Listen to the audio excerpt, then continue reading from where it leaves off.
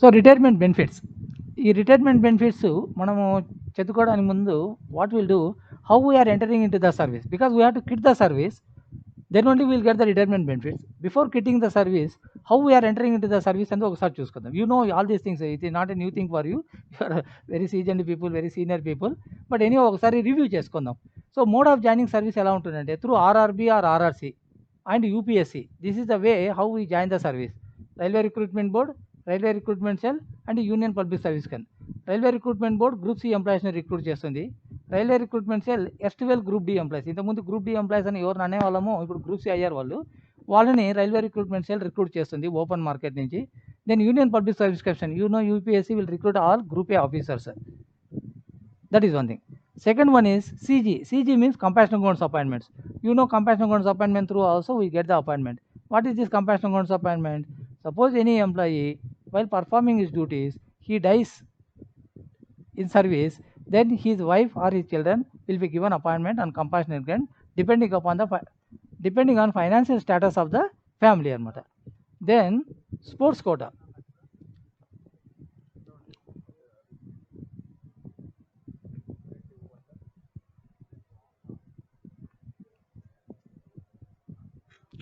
మీరు ఎవరైనా మాట్లాడేటట్లుంటే కొంచెం కొద్దిగా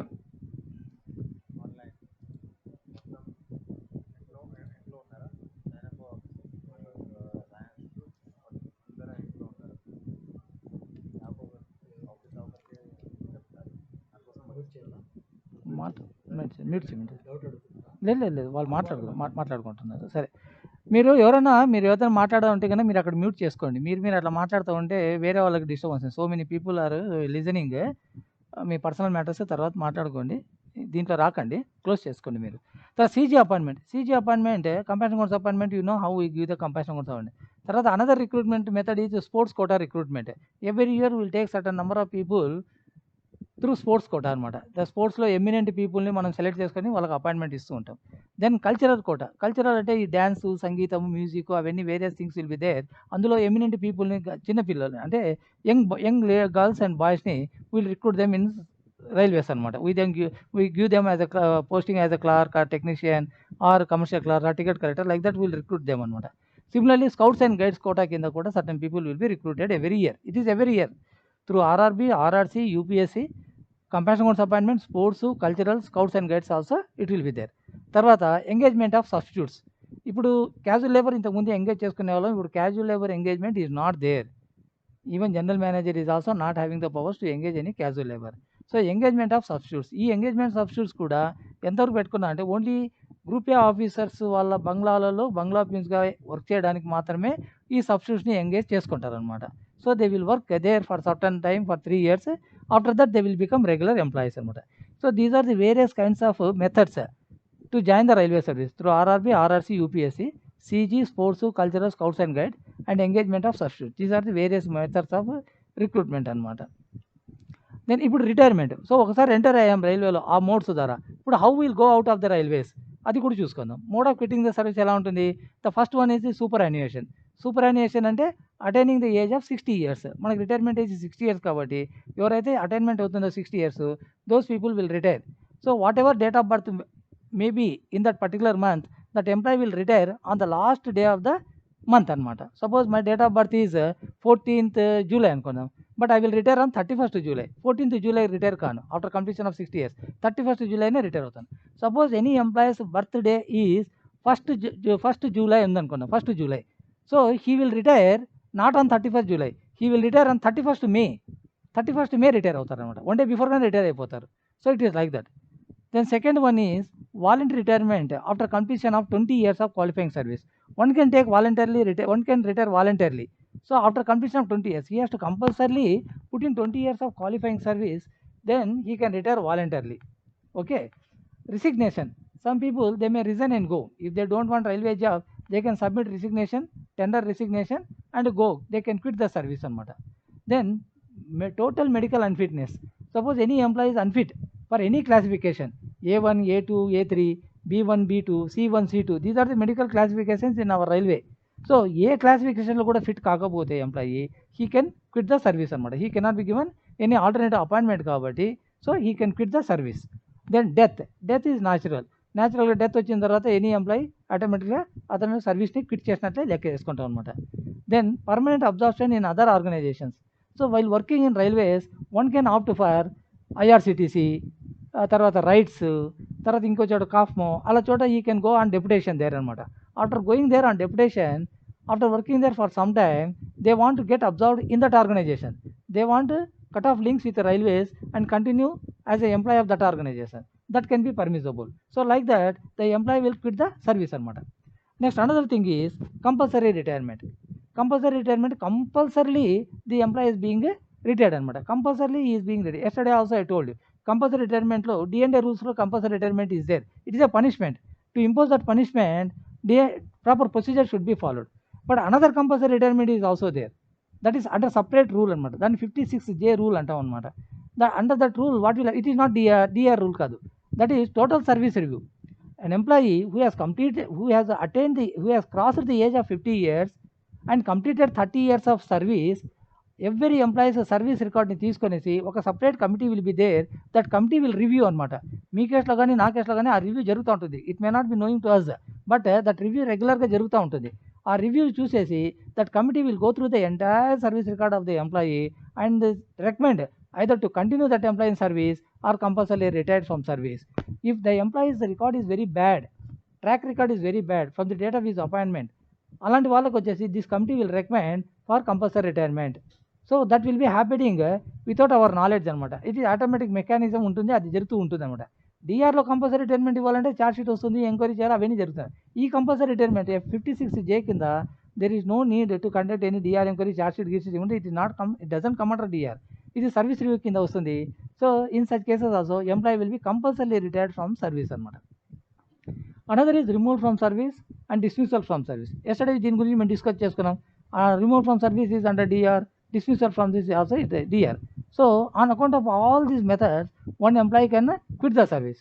Now we have come to know how the employee will come into the service, how the employee will go out from the service. Okay. ఇప్పుడు retirement benefits. So employee okay service వదిలేసి వెళ్ళిపోయారు. What are the retirement benefits he will get? One is superannuation మీద he will get superannuation pension and retirement gratuity. Superannuation pension అనేది ఇస్తారు, retirement gratuity అనేది ఇస్తారు. దీని గురించి discuss చేద్దాం. What is superannuation pension అంటే ఏమిటి, గ్రాట్యుటీ అనేది నేను సింపుల్గా చెప్తాను. Then if the employee takes voluntary retirement he will get retirement pension and retirement gratuity. Retirement pension and retirement gratuity. If he resigns he will not get any pension and any gratuity. Resignation ఇస్తే, so voluntary retirement ఇస్తే వస్తుంది, resignation ఇస్తే ఏం settlement benefits రావు. Medical total unfitness అయితే అతనికి ఇచ్చేది invalid pension and gratuity ఇస్తారనమాట. ఇన్వాలిడ్ పెన్షన్ అండ్ గ్రాట్యుటీ ఇవ్వడం జరుగుతుంది. డెత్ కేసెస్ అయితే ఎంప్లాయీ ఉండడు కాబట్టి so that family pension will be given. Pension will not be given to the employee because employee is not there. So his wife is there కాబట్టి she is eligible for family pension and death gratuity. That is called death gratuity.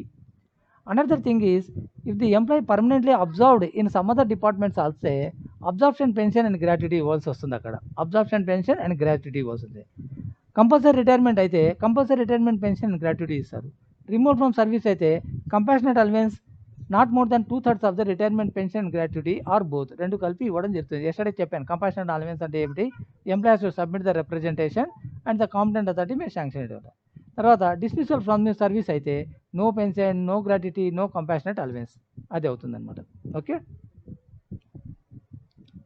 Then retirement బెనిఫిట్స్లో మనకి pension అనే మాట, commutation అనే word, family pension, gratuity, leave encashment, PF amount, deposit linked insurance, group insurance scheme amount, composite transfer grant, post retirement complimentary process, ఇవన్నీ మనకు వచ్చేటివి అనమాట. After retirement will get all these things: pension, commutation of pension, family pension, gratuity, leave encashment, PF amount and deposit linked insurance, group insurance scheme amount, composite transfer grant, post retirement complimentary process మనకు వస్తాయన్నమాట. ఇక్కడ pension అంటే pension is a monthly pension, it is not one time pension, it is a monthly pension అంట. ఈ monthly pension ఇవ్వాలంటే మనకేముండాలి, qualifying service ఉండాలి. Qualifying service ఎంత ఉండాలి, మనకు 10 years క్వాలిఫైయింగ్ సర్వీస్ ఉండాలన్నమాట. 10 years కన్నా తక్కువ క్వాలిఫైయింగ్ సర్వీస్ ఉంటే మనకి పెన్షన్ రాదు. మనకు మినిమం 10 years క్వాలిఫైయింగ్ సర్వీస్ ఉండాలి. What is that qualifying service అంటే మన టోటల్ సర్వీస్లో నుంచి నాన్ క్వాలిఫైయింగ్ సర్వీస్ అంటే సస్పెన్షన్ పీరియడ్ కానీ అన్ఆథరైజ్డ్ అబ్సెంట్ పీరియడ్ కానీ అలాంటివి లేకుండా ఉండాలి. అలా లేకుండా ఉండే పీరియడ్స్నే మనం క్వాలిఫైయింగ్ సర్వీస్ అంటాము. అలాంటిది 10 years సర్వీస్ కంపల్సరీగా మనకు ఉంటే కానీ మనకు పెన్షన్ రాదు. నాన్ క్వాలిఫైయింగ్ సర్వీస్ అయితే unauthorised absent periods, suspension period, dies non period. Dies non అంటే నో వర్క్ నో పే ఆ పీరియడ్. ఈఓఎల్ అంటే extraordinary leave other than study purpose and on medical grounds తీసుకుంటే ఆ extraordinary leave period also will not be counted as qualifying service. Hello, training period is duty. ట్రైనింగ్ పీరియడ్ is duty. Employee is eligible for salary for that period. Training period. Right అండి. Emoluments for calculation of pension. So ఇప్పుడు మనకి qualifying service మీదను ఎమాల్మెంట్స్ మీద మనకు ఈ పెన్షన్ని calculate చేయాల్సి వస్తుంది. ఇది యాక్చువల్ ఫార్ములా ఏమంటే ఇది మనకి పెన్షన్కి 50% of the basic pay what employee has drawn during the last month of his service. 50% of the basic pay. Suppose your basic pay is 80,000 rupees, so your pension will be 40,000 rupees. Your basic pay is 70,000 rupees, your pension is 50% of that 35,000 rupees. Simple formula. ఇది emoluments. ఈ ఎమాల్మెంట్స్లో ఏం చేస్తామంటే మనకి రైల్వేలో basic pay as on the date of quitting the service. Emoluments అంటే basic pay. What basic pay we are drawing as on the date of retirement, that is the basic pay. అందులో 50% వస్తుంది. అదే రన్నింగ్ స్టాఫ్ ఉన్నారనుకోండి, loco pilots, assistant loco pilots, guards, shunters, వీళ్ళ కేసులో additional 55% of the basic pay will be added to that basic pay అనమాట. Suppose one employees basic pay, normal employees basic pay 100 rupees అయితే running stock basic pay 100 + 55 155 లాగా ఉంటుంది అనమాట. So 55% extra will be added to them because they are performing the running duties. అదే railway doctors అయితే వాళ్ళకి 25% add చేస్తారు. That is non practising allowance అనేసి అనమాట. They are eligible for non-practicing allowance every month at the rate of 25% of the basic pay that will be added to his pay at the time of retirement అనమాట. ఆయన salary 1 lakh rupees ఉంటే doctors basic pay 1 lakh ఇంకొక 25% add 1,25,000 మీద 50% calculate చేసి pension ఇవ్వడం జరుగుతుంది అనమాట. This is పెన్షన్కి simple calculation. 50% of the last basic pay. Now you can calculate what will be your basic pay at the time of your retirement. If you continue in the same post, then what will be your pension అని మీరు calculate చేసుకోవచ్చు అనమాట. ఇప్పుడు gratuity calculate చేస్తారనమాట. Gratuity అంటే ఏమంటే ఈ pension గురించి చెప్పడానికి 10 years క్వాలిఫైయింగ్ సర్వీస్ కంపల్సరీగా ఉండాలా. 50% of the emoluments or average emoluments for the last 10 months అన్నాం. మినిమం పెన్షన్ ఈజ్ 9,000 రూపీస్ మన రైల్వేలో. ఎందుకంటే ఒక గ్రూప్ డి ఎంప్లాయీ మన రైల్వేలో అపాయింట్ అయ్యాడంటే the minimum basic pay is 18,000 rupees ఉండింది 6th పే వరకు. ఇప్పుడు అది మారింది. అందులో 9,000 రూపీస్ కంపల్సరీగా ఉండాలి అన్నట్లుగా. తర్వాత if the employee is having less than 10 years of qualifying service, he is not eligible for monthly pension, but he will be given service gratuity. If he is having 10 years of service అంటే service gratuity ఇవ్వాల్సి వస్తుంది అనమాట. అది ఎంత ఇస్తారంటే half of the basic pay plus DA for each completed 6 monthly period of service. Suppose that employee is having only 9 years qualifying service అంటే 50% of the basic pay plus DA into 9 months అంటే half ఎన్ని హాఫ్స్ ఉంటాయి అందులో 18 హాఫ్స్ ఉంటాయి అనమాట. 9 years అంటే 18 హాఫ్స్ ఉంటాయంట. Into 18తో multiply చేసేసి వచ్చిన అమౌంట్ని అన్ని సర్వీస్ గ్రాట్యుటీగా ఇవ్వడం జరుగుతుంది. 10 years కన్నా తక్కువ సర్వీస్ ఉంటాయి. తర్వాత ఈ మనకు వచ్చే whatever pension we get 50% of the basic pay entire amount we can take as a pension or we can commute up to 40% for lump sum amount అనమాట. That is called commutation of pension. So my basic pay at the time of retirement is 1 lakh rupees అనుకుందామండి. So what pension I will get 50,000 rupees as a pension. Out of 50,000 up to 40% అంటే 20,000 rupees వరకు I can commute and receive lump sum amount from the railways అనమాట. Then my residual pension ఎంత అవుతుంది 50,000 minus 20,000 you got 30,000. My residual pension will become 30,000 అనమాట. So it is not compulsory. If you want to do it, otherwise you say that no I don't want commutation, you give me the entire amount అని కూడా అడగవచ్చు అనమాట. You can ask for 5%, you can ask for 10%. ఎంత commute చేస్తే అంత permission ఇస్తారన్నమాట.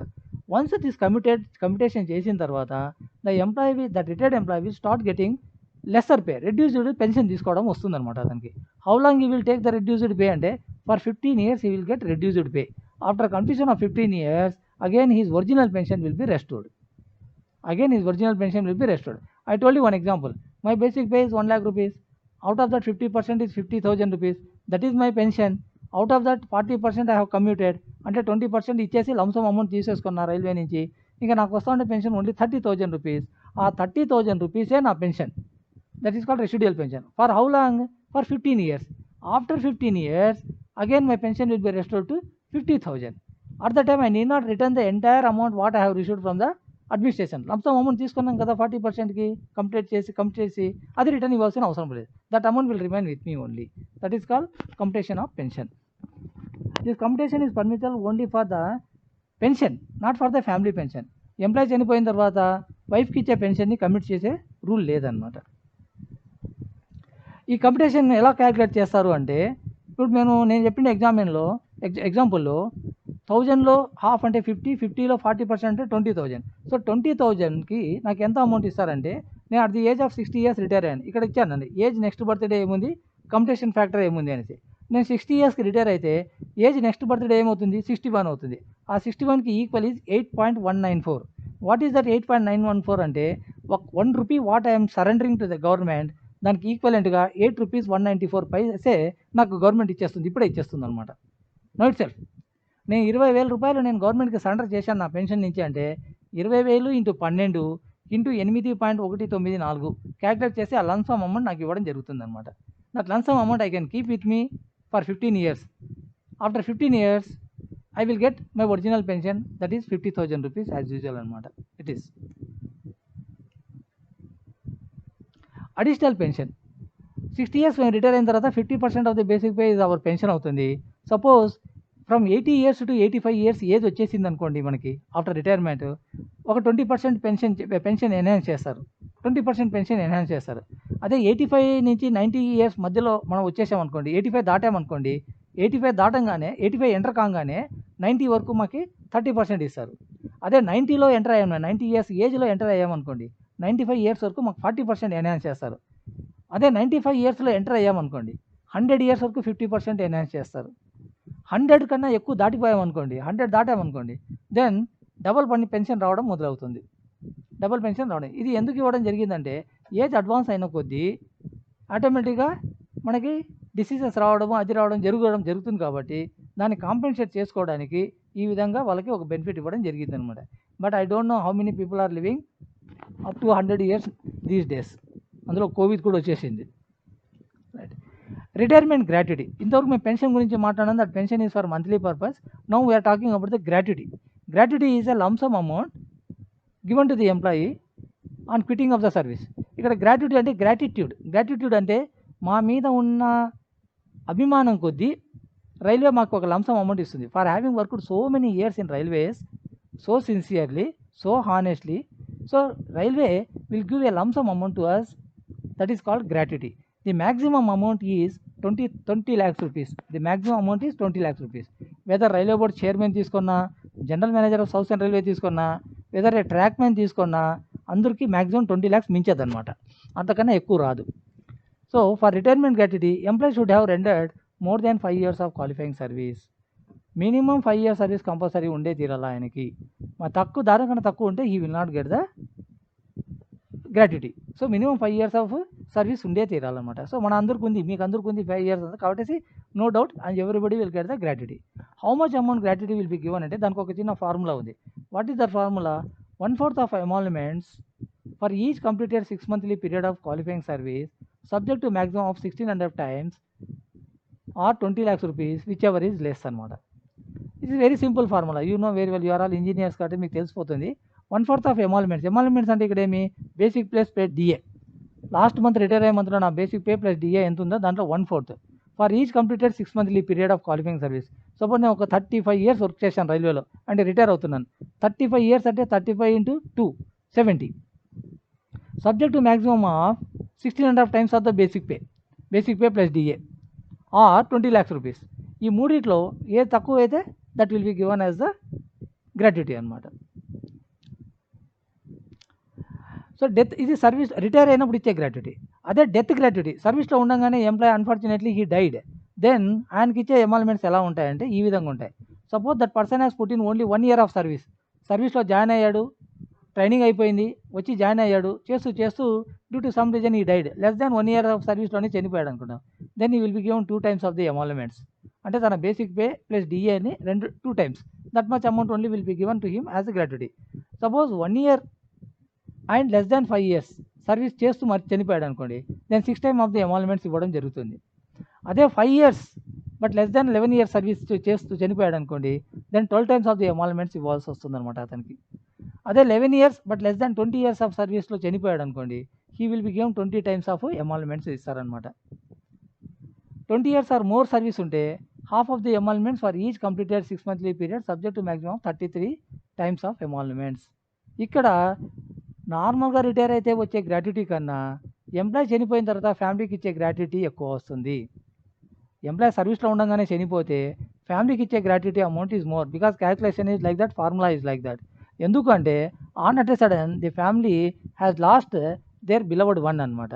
Husband చనిపోయిన తర్వాత ఫ్యామిలీకి మీరు ఎంత డబ్బు ఇచ్చినా కూడా తక్కువే. సో అలాంటి సందర్భాలలో వాళ్ళని ఒక రకమైన ఫైనాన్షియల్గా హెల్ప్ చేయడానికి government has taken decision to give more amount to the widow, that is wife of the employee, after the death of the employee while in service, not after service, after retirement. After retirement అంటే by the time employee has taken all the things and gratuity తీసుకొని ఉంటాడు అనమాట. అప్పుడు చనిపోతే the wife will be eligible only for family pension. But సర్వీస్లో ఉండగా employee చనిపోతే so ఎంప్లాయీకి ఇచ్చేది ఏమీ ఉండదు కాబట్టి సో ఈమె ఫ్యామిలీ పెన్షన్ ప్లస్ ఈ డెత్ గ్రాట్యుటీ ఇవ్వడం జరుగుతుంది అనమాట. So you can understand this.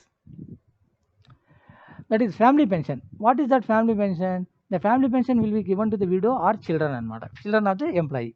So if widow is there, widow will be given, and if widow is not there, then it will go to the children anamata. So how much it will be given? 30% basic pay of the employee. Whatever pay he was drawing at the time of his retirement, దానికి 30%. నేను ఒక example చెప్పాను. At the time of retirement 1 lakh rupees basic pay అయితే employee pension ఎంత వస్తుంది? 50% of that is 50,000 వస్తుంది. అదే family pension అయితే ఆమెకు 30% వస్తుంది అనమాట. అంటే 30,000 will be the family pension. For running staff, element of 55% of basic pay as running allowance will be added to the basic pay. Similarly, for doctors, 25% of the basic pay will be added as non-practicing allowance అనమాట. That is 2. మనకి ఎప్పుడు కూడా రైల్వేలో 3 కేటగిరీలు, ఒకటి doctors, రెండోది running staff, మూడోది non running staff. మీరందరూ non running staff కింద వచ్చేస్తారనమాట. ఫ్యామిలీ పెన్షన్ని మనం కమ్యూట్ చేయలేం. అక్కడ మనం కమ్యూట్ చేసాం, ఒక 40% వరకు మేము సేల్ చేసేసి గవర్నమెంట్కి సరెండర్ చేసేసి లంసమ్ అమౌంట్ తీసుకున్నాం. బట్ ఫ్యామిలీ పెన్షన్లో ఆ కమ్యూటేషన్ అనే ఫెసిలిటీ లేదు. ఎన్హాన్స్డ్ ఫ్యామిలీ పెన్షన్ అనేది ఒకటి ఉందన్నమాట. What is this enhanced family pension అంటే, if the employee dies while in service, ఆయన చనిపోయిన డేట్ నుంచి ఒక 10 సంవత్సరాల వరకు 30% of the basic pay will not be given as a family pension, 50% of the basic pay will be given as a family pension to the wife of the employee, till he attains the age of 67 years. 67 years 10 సంవత్సరాల వరకు ఇవ్వచ్చు, are employee బతికి ఉంటే 67 years ఎప్పుడు వస్తుందో అంతవరకు ఈ amount can be given అనమాట. 50% of the basic, thereafter it will be reduced to 30%. So family pension మీద కానీ పెన్షన్ మీద కానీ డియర్నెస్ రిలీఫ్ ఇవ్వడం జరుగుతుంది. What is the dearness relief అంటే, మనం సర్వింగ్ ఎంప్లాయీస్కి పే మీద డిఏ ఎలా ఇస్తారో same percentage will be given to the pensioner and family pensioner as dearness relief. వాళ్ళకి డిఏ అని చెప్పము, డియర్నెస్ అలవెన్స్ అని చెప్పము, డియర్నెస్ రిలీఫ్ అని చెప్పడం జరుగుతుంది అనమాట.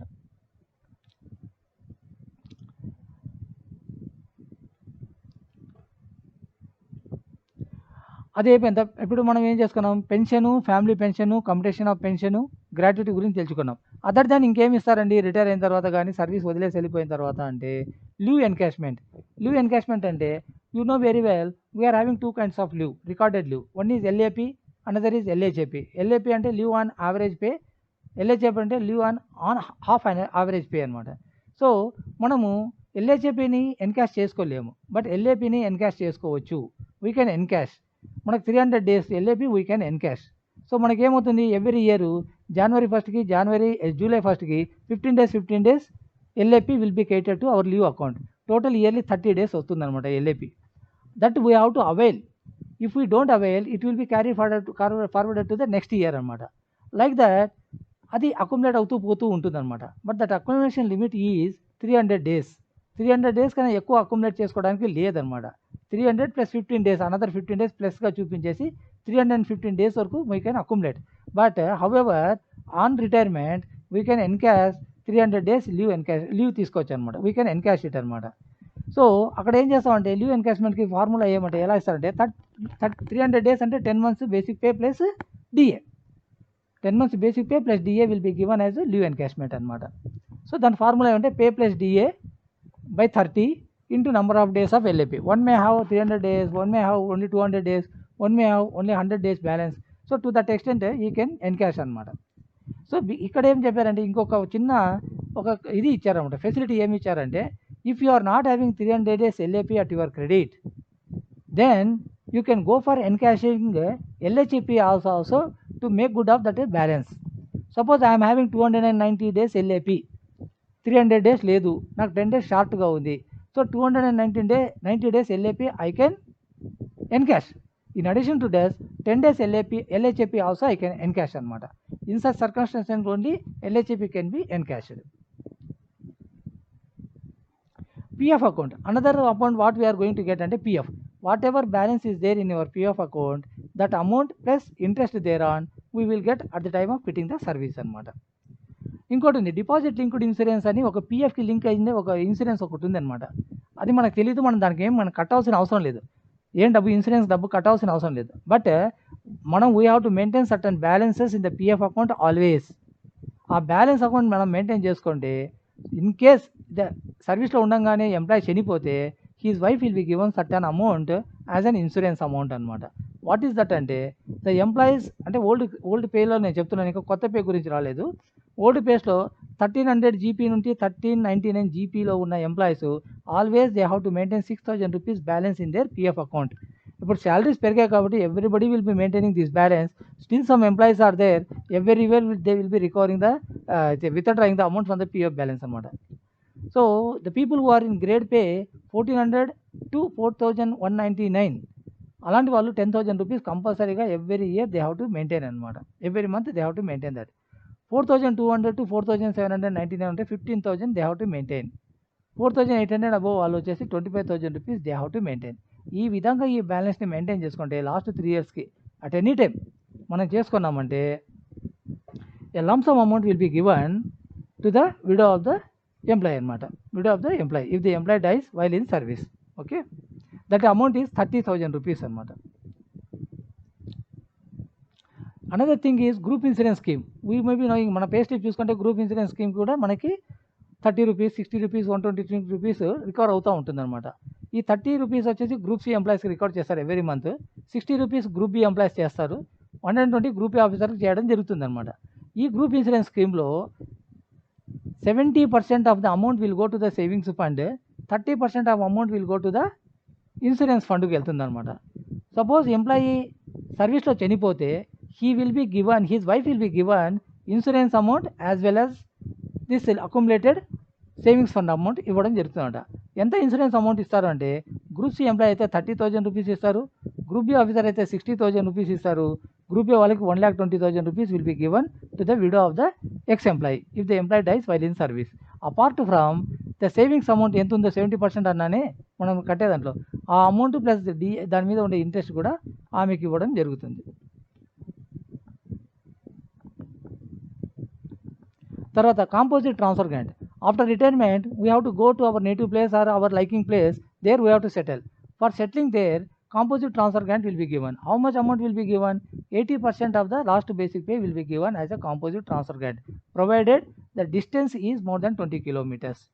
If the distance is more than 20 kilometers మనం సెటిల్ అయ్యే ప్లేస్ ఉంటే, so 80% of the basic pay మనకి they will give as a composite transfer grant. అదే లెస్ దాన్ 20 kilometers లోకలే మనం సెటిల్ కాబోతుంటే they will give only 1/3 of 80% of the amount అనమాట. Administration will give 1/3 of 80% of the basic pay as a composite transfer grant. In case of death of the employee while in service, CTG is to be paid to the spouse.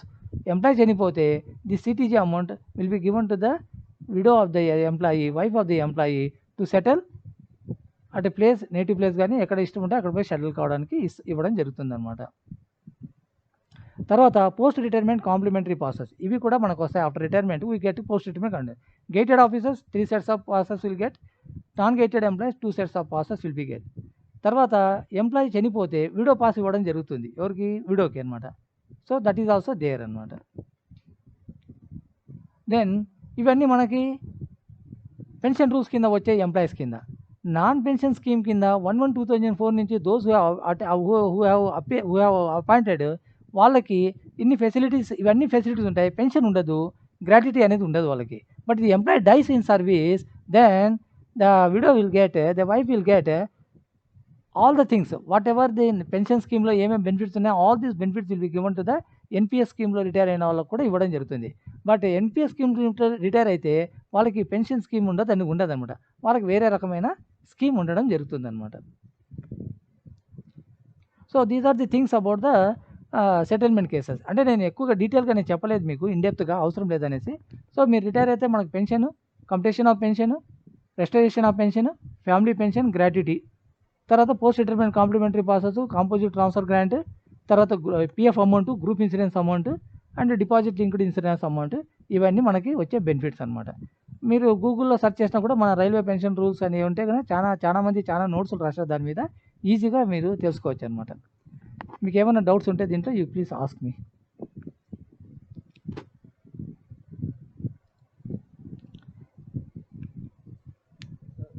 చెప్పండి.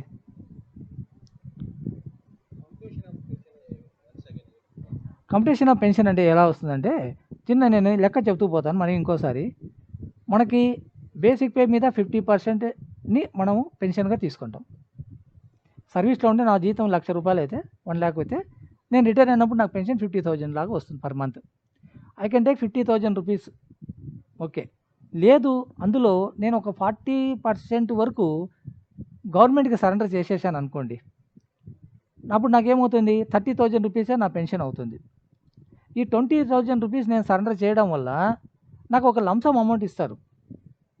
₹20,000 గవర్నమెంట్కి నేను surrender చేశాను. For every month I'm losing the ₹20,000. I'm getting only ₹30,000 as against ₹50,000. So my 20,000 will remain with the government. మన government నాకు ఏమి ఇస్తుందంటే at a time a lump sum amount it will give to మీ.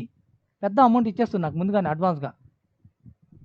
ఎంత ఇస్తుంది అంటే ఆ 20,000 ఇంటూ 12 అంటే 12 months అనమాట, ఇంటూ దట్ ఫ్యాక్టర్, ఏజ్ని బట్టి ఆ ఫ్యాక్టర్ అనేది ఒక డిసైడ్ చేశారు. ఎవరు? మన డిపార్ట్మెంట్, మన గవర్నమెంట్ ఫైనాన్స్ మినిస్ట్రీ ఒక ఫ్యాక్టర్ తయారు చేసింది. ఆ ఫ్యాక్టర్తో మల్టిప్లై చేస్తే ఎంత అమౌంట్ వస్తుందో అంత అమౌంట్ అడ్వాన్స్గా మాకు ఇచ్చేస్తారు. అది ఎందుకు తీసుకుంటాడు ఎంప్లాయ్ అంటే, to construct a house or to perform the marriage of children, ఈ 2 పర్పస్ కోసం లంసమ్ అమౌంట్ ఇప్పుడే తీసేసుకుంటాడు అనమాట. తీసేసుకొని దాన్ని యూటిలైజ్ చేసుకుంటాడు. ఫర్ ఎగ్జాంపుల్ మీరు చూడండి, వచ్చిండే లంసమ్ అమౌంట్తో you are purchased a house or plot అనుకుందాం. సో 15 years వరకు you will be drawing only less pension will be drawing. After 15 years your pension will be restored to ₹50,000. By that time the lump sum అమౌంట్తో మీరు కొన్న property ఎన్నో రెట్లు పెరిగిపోతుంది అనమాట. So it is benefit to the employee. Similarly lump sum amount తీసుకున్నాడు employee, తీసుకుని ఒక 6 నెలలకు చనిపోయాడు. రిటైర్ అయిన తర్వాత లంసమ్ అమౌంట్ తీసుకున్నాడు, పెన్షన్ సరెండర్ చేసి 40% సరెండర్ చేసి lump sum amount he has taken. But unfortunately died with in 6 months అనుకుందాం after that. So what ever amount he has received from the government that will remain with the family only. The family need not return to the government again. So it is a beneficial. మనం ఎంతకాలం ఉంటామో retire అయిన తర్వాత మనం చెప్పలేము. Today why will be హెల్తీగా కనపడచ్చు, రేపు ఉండకపోవచ్చు మనం. సో లంసమ్ అమౌంట్ తీసుకొని ముందు ఫ్యామిలీకి ఇచ్చేస్తారనమాట. ఫ్యామిలీ పేరు మీద పెట్టడం జరిగిపోతుంది అనమాట.